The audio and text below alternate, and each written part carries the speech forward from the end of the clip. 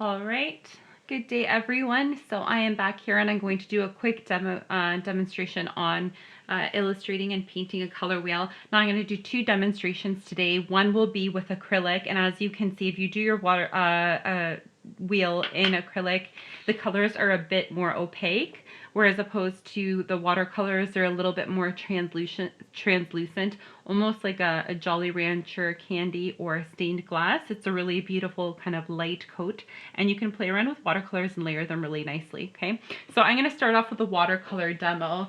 To create this demo, we are obviously going to need a pencil. You're going to need something that you can make a circle with. So I have a few options today. We could either use a ruler. If you have a compass from your geometry set where the pencil's inserted and there's that one point for stability there, you can use that.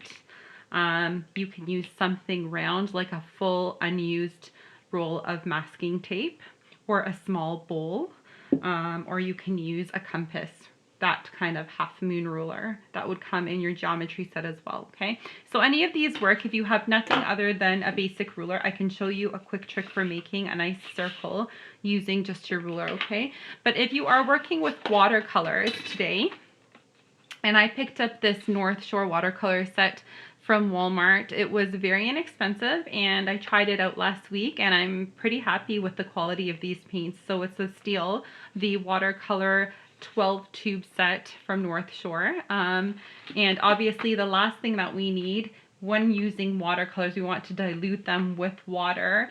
So you do need a palette that has wells in it. You could find a larger well that has up to 10 to 12 wells inside, or you can again buy these smaller ones at the dollar store, and usually the little ones come in multi-packs. So if you run out of wells while you're mixing your colors, you could just pull out the next one and have more at your disposal. Okay, so we need that, and obviously last but not least, we do need some water. So I just have these glass cups that I don't really use in my kitchen. I stole one and I keep it in my room for art purposes. I wouldn't recommend using something that you're going to reintroduce into the kitchen to eat and drink off of. Either use a cup that again you're not planning on using again.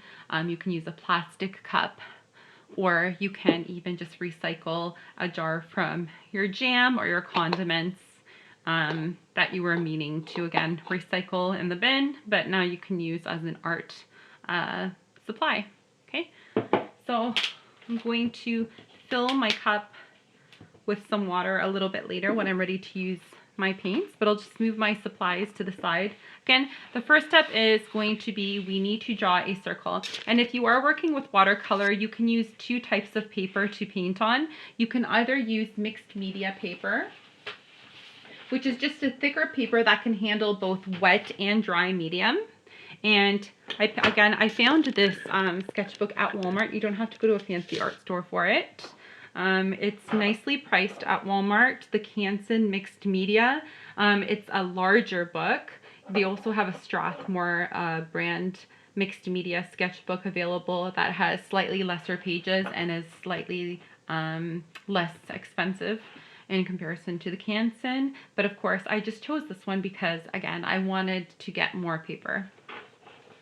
And basically mixed media paper, again, it's just a heavyweight paper that can handle both dry media like pencil and charcoal and colored pencil, and it could handle wet media like paint and ink.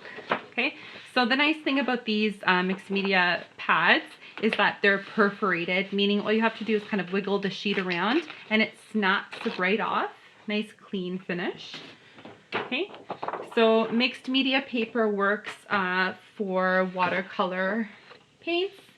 Another option for watercolor paints in terms of surface would be to actually get a watercolor paper pad. And this is an extremely thick textured paper. Again, the sheets just snap off from the pad. Okay, and this one here is designed specifically for watercolor, so very, very thick quality, usually good to use on both sides, does not let any water or paint through it. and it absorbs really, really quickly. So watercolor, of course, is meant to be a very runny paint, and as you're applying it, for it to work properly, the paper needs to quickly absorb it. So this is like a really, really thick ply paper that works really well with watercolor paint. Okay, so you can use either or. For the sake of this activity, either or will work. I'm going to go ahead and continue to use the watercolor paper just so you guys can see how the paint adheres to it. And the first thing we're going to do is we're going to need to create our circle. So again, one way to create a perfect circle is to trace something in your household that is large enough to fill a good amount of this paper. Okay, the circle should be about your two hands coming together roughly, right, almost connecting. You want to create a circle about that size. I wouldn't go any smaller.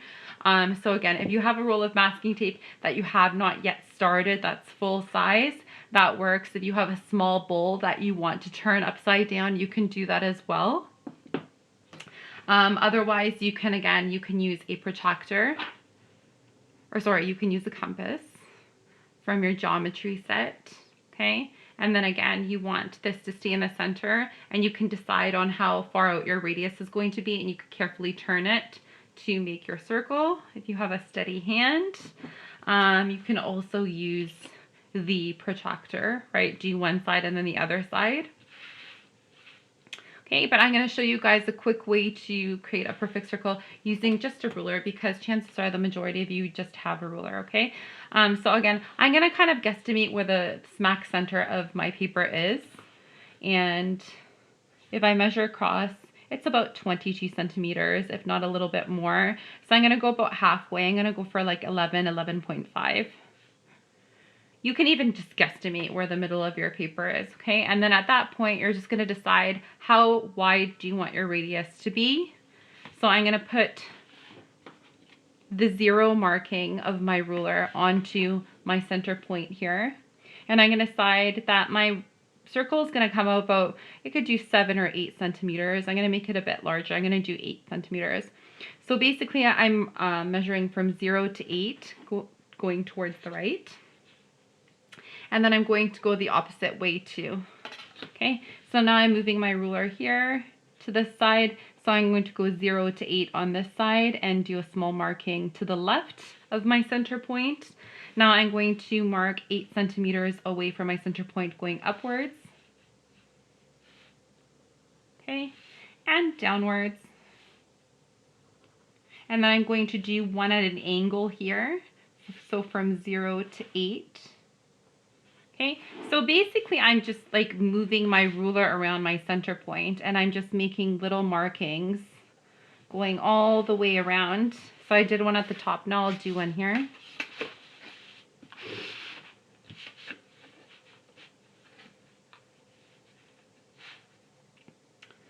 Going all the way around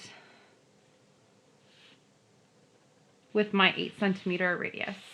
Okay, so I took my ruler and I just made random markings going all the way around my center point in that same measurement, and all I have to do is connect the dots. So I'm really lightly going to create a curved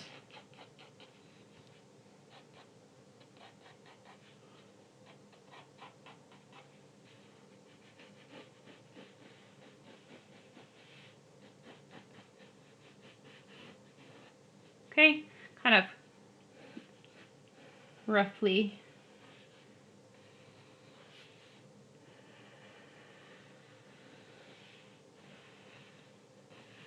join those dots, and of course you can erase it if it gets a bit messy.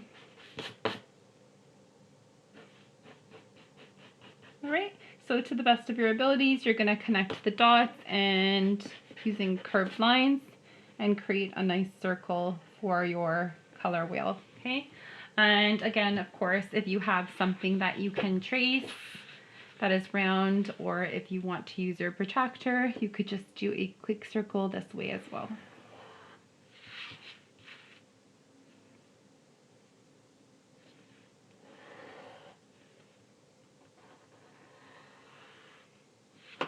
Okay, the next step is you're going to want to divide your circle into 12 equal spaces.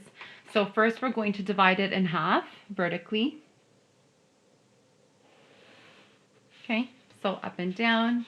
And again, if I was using the one that I made from scratch, I would again go just straight through it at my center point.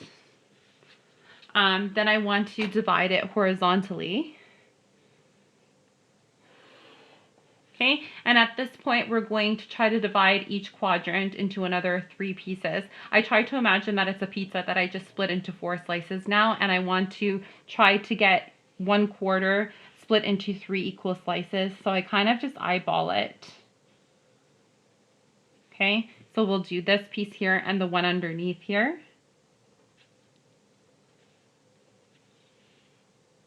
And we're going to connect our ruler to that kind of slice mark I call. Okay, and you want to make sure that it runs right through to the center. So starting from that mark, going straight through the center, I'm going to just draw a line right across. And I'm going to do it again. Go to the next marking that I created here. And I'm going to go straight to the center. It's very important that you always go straight through the center. Okay, and back out. Okay, and now these as well. I'm going to go grab this marking that I made, bring it right through the center, and draw a line right across. And last but not least, the last one here. Okay, make sure it goes through the center. Okay, and if you double check, you should roughly have somewhat equal sections 12. 1, 2, 3, 4, 5, 6, 7, 8, 9, 10, 11, 12. Okay, and I will pause there and record the next step in a next clip.